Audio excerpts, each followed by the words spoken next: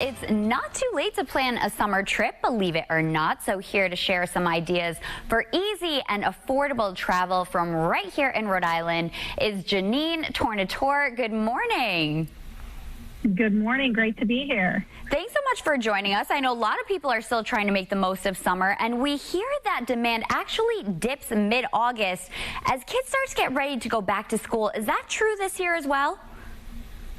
It is true. I mean, it's traditionally this time of year, things do slow down a bit. Like you said, kids are going back to school. A lot of people have taken those big vacations earlier in the summer. Now, demand is still somewhat high this summer because there's been so much pent-up demand, but you will still see in some of these destinations, it's a great time for that late summer escape.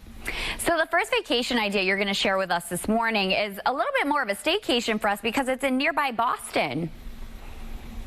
Yeah, so these big cities, right now we're seeing that business travel isn't really back yet. So you aren't competing with a lot of these business travelers, especially if you have the flexibility to travel during the week. So it can be a really great option for leisure travelers to come stay in the heart of some of these cities. And with Boston being so close and so much going on in the late summer, it's a really nice option. Now, where I'd put you downtown is at one of these great business travel hotels with so much availability, like the Renaissance, which is right on the waterfront. This is one of those hotels that has all the great amenities to come back to at the end of the day. It's also a place where you can park your car and forget about it and go out and enjoy the city. What I love about the city this time of year is there's still a lot going on. You have great things happening in the city like Shakespeare on the Commons, which runs through the second week of August. You also have concerts that are back at Fenway Park. So in August, they're hosting New Kids on the Block. They're hosting Guns N' Roses. So some of those retro bands there. And then you have great festivals and markets. So there's in Chinatown, the August Moon Festival, and in the North End, you have the St. Anthony's Festival, which is a really big one in August. So plenty of things to do for a weekend escape in the city. Yeah, it's always fun just to change up the scenery a little bit, and I'm a huge NKOTB fan, so I know that a lot of people are going to be in Boston that weekend for that concert. Now, next, somewhere that's drivable for us from here is Washington, D.C.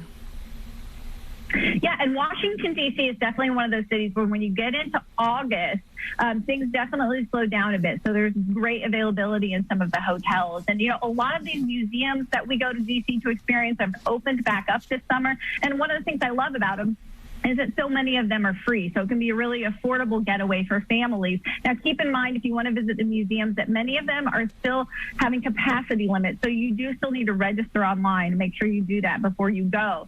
But there's great things happening here, too. One of the things I love that's going on right now is that the Kennedy Center is hosting these 3-day mini outdoor festivals through October. They're curated by local artists, so that can be really fun to do. And in Georgetown, they have their Georgetown Glow, which is this outdoor light installation, really fun thing to do after dark in the evenings.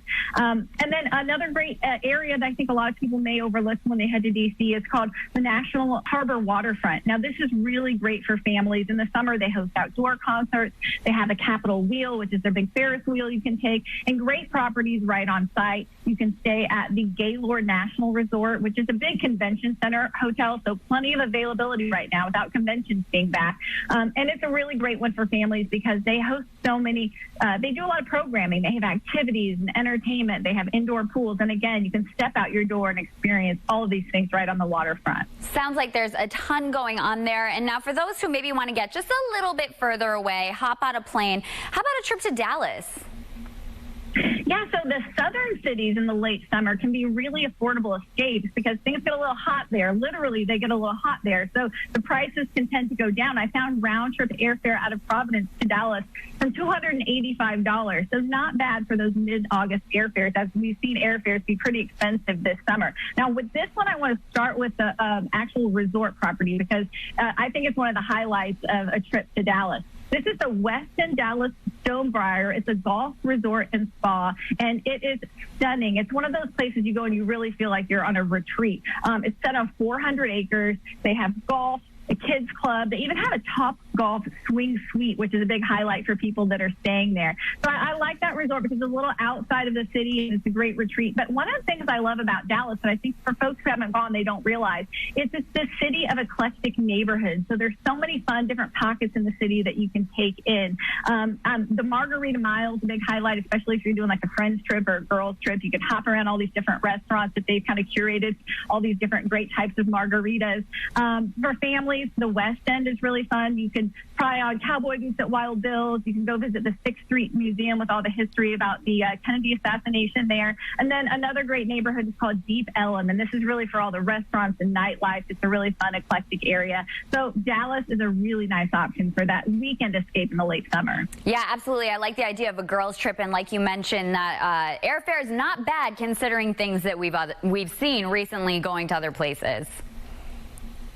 Absolutely. And I think, one of the things to think about, too, is just that those cities, again, if you can go on the weekends, great. But even if you can go midweek, you can find even better savings in some of these hotel properties and on airfare as well. Absolutely. Thanks so much, Jeanine, for those great tips.